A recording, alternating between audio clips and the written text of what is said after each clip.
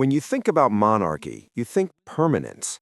Everything in that world is designed to look like it lasts forever. Stones older than empires, uniforms older than America, and traditions that make Game of Thrones look like a startup. That's the point, continuity. So when Princess Anne casually drops the equivalent of a royal plot twist over tea, well, metaphorical tea, people perk up. Anne doesn't do drama. She doesn't do theatrics. She does horses, military ceremonies, and blunt truth. And lately, she's been dropping hints that the future isn't just coming, it's already being penciled into royal diaries in neat Kensington Palace handwriting.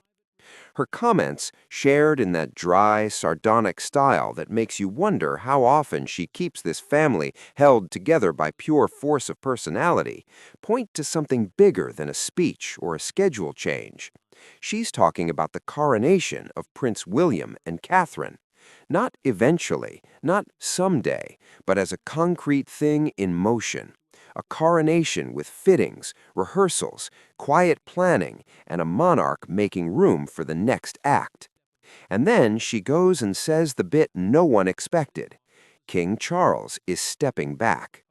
Let that sit for a second, because if you're a royal watcher, you felt the temperature change, and if you're not, you at least felt the storyline shift.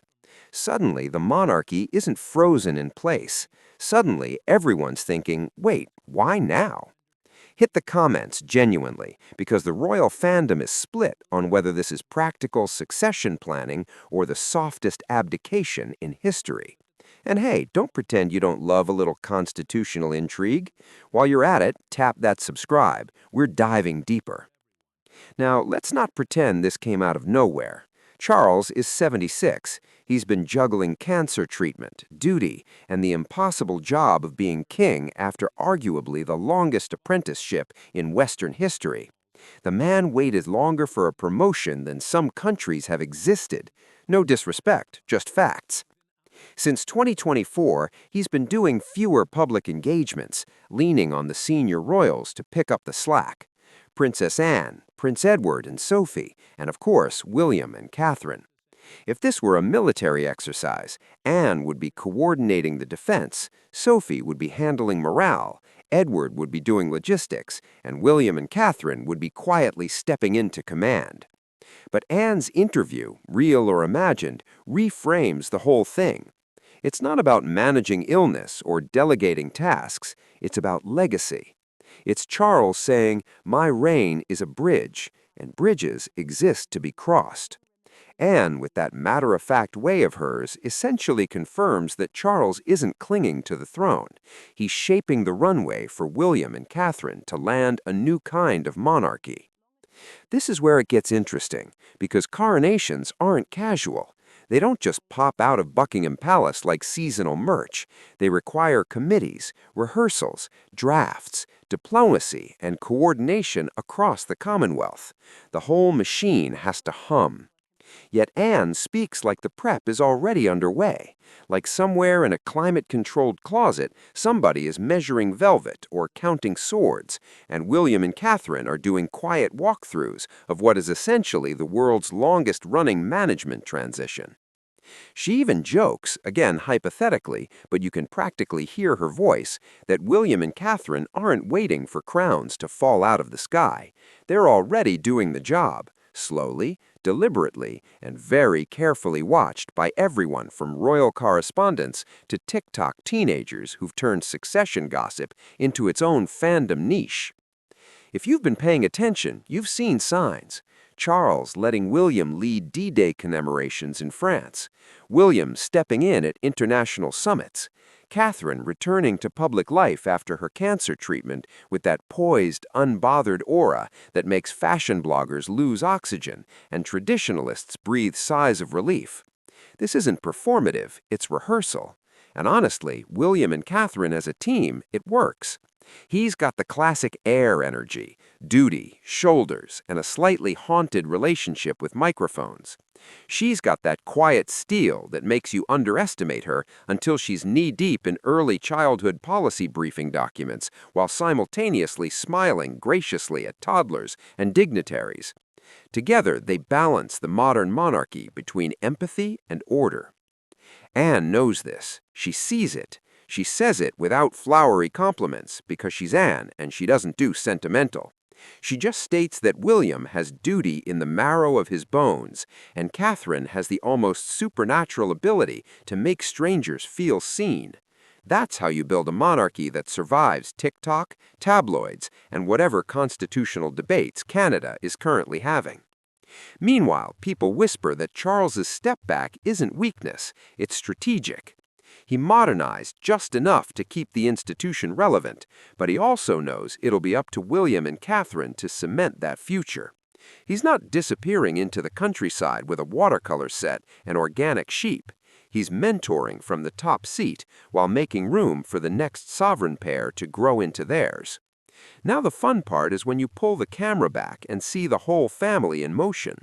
Royal watchers always try to turn it into a soap opera. Who's in, who's out, who's feuding, who said what at Balmoral, but the truth might be more collaborative and less dramatic. Anne describes it like a relay race. Everyone's running their segment.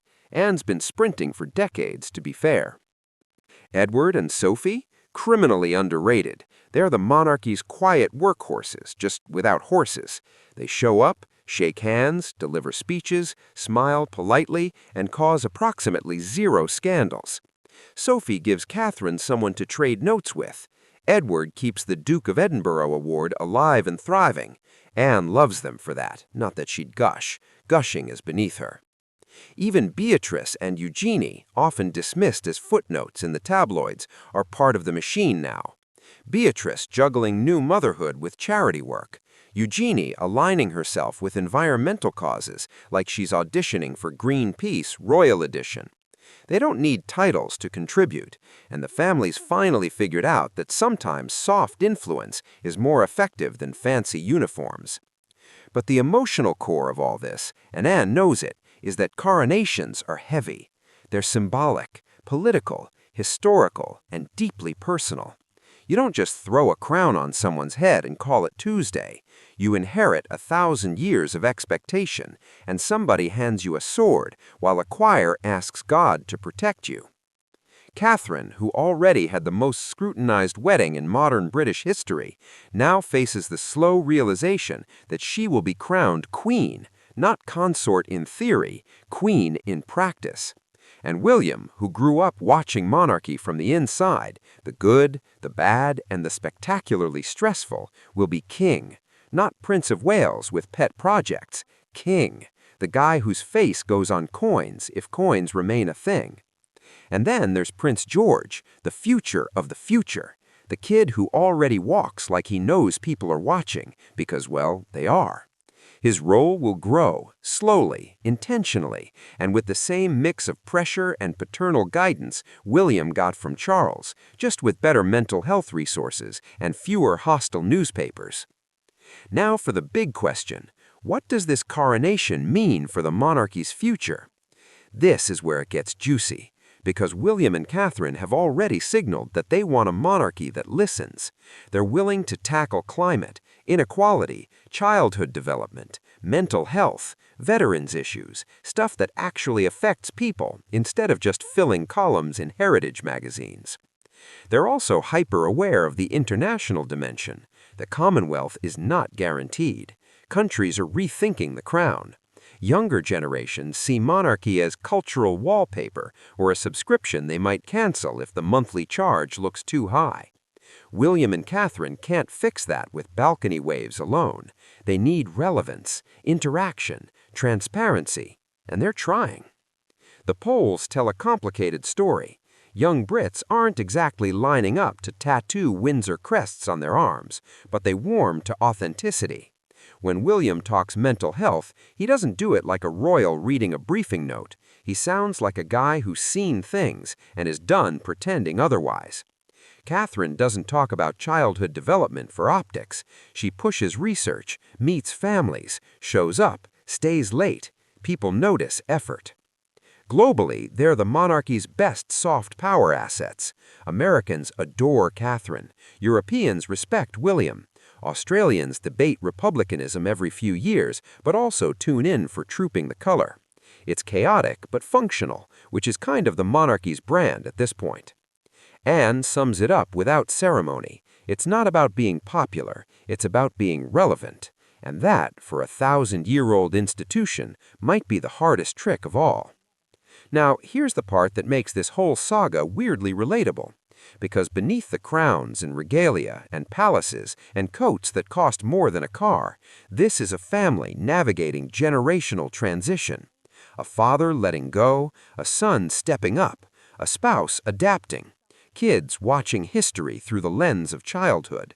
We all know that feeling, watching someone older pass the torch, watching someone younger hesitate before taking it, hoping it doesn't drop, and cheering when they grab it firmly enough to run.